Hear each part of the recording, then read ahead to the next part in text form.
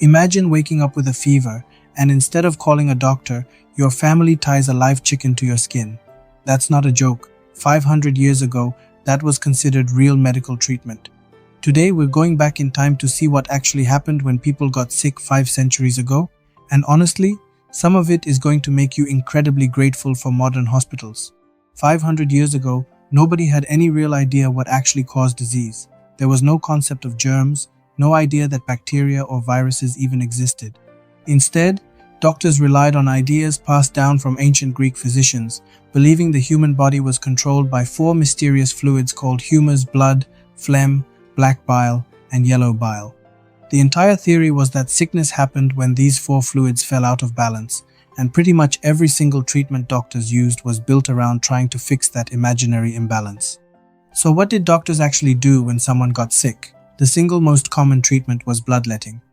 If you had a fever, a headache, or almost any other symptom, a doctor might cut open a vein or attach leeches to your skin, draining out what they believed was excess or bad blood.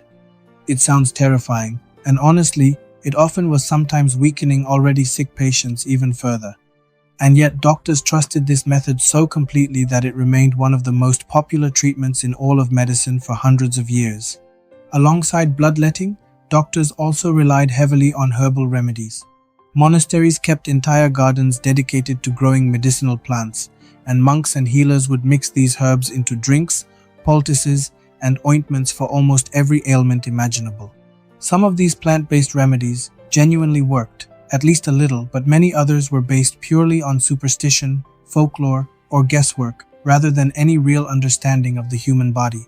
Now, if you happened to get sick during one of the deadliest outbreaks in human history, the Black Death things got even more desperate.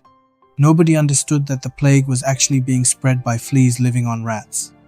Instead, most people believed disease traveled through bad air, known as miasma, foul-smelling vapors that supposedly caused sickness wherever they drifted.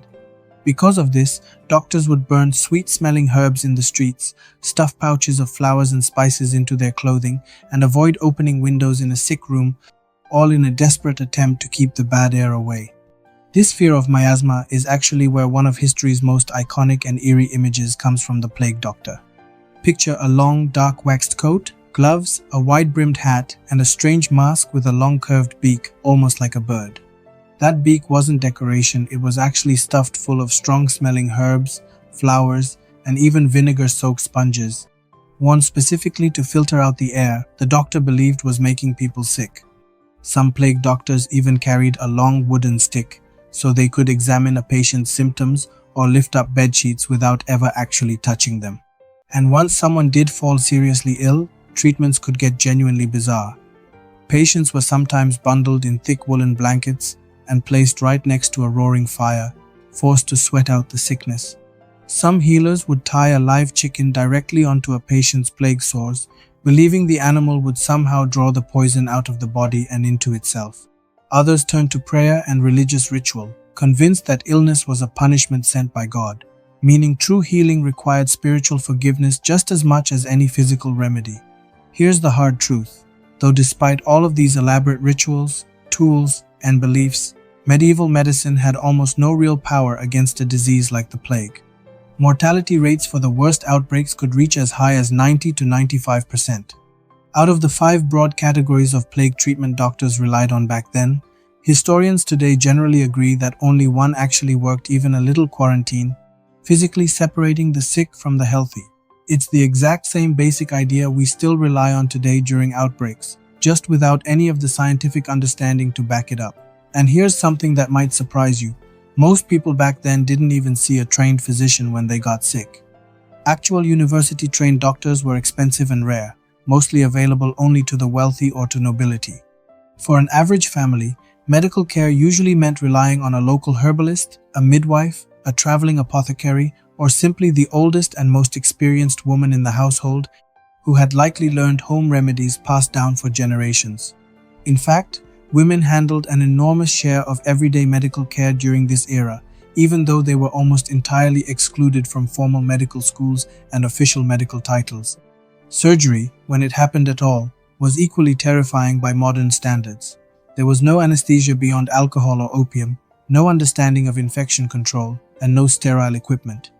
A surgeon, often the same person who cut your hair, since barbers frequently performed basic surgery too, might amputate a limb, pull a tooth, or lance a wound using the same tools they used for shaving, with no real concept of cleanliness as we understand it today. Despite all of this, it's important to remember these people weren't foolish. They were doing their absolute best with the knowledge available to them at the time. Physicians studied constantly, wrote detailed medical texts, and genuinely tried to understand and heal the human body.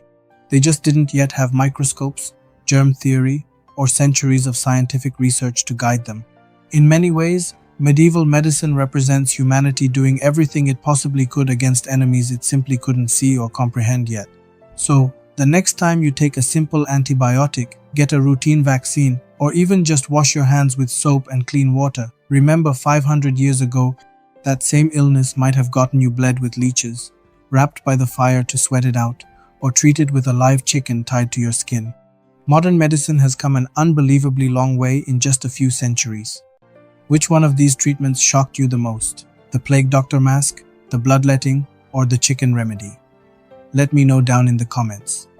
And if this took you back in time, make sure to subscribe, because next, we're stepping even further back to see what everyday life looked like across the world, 1 century at a time.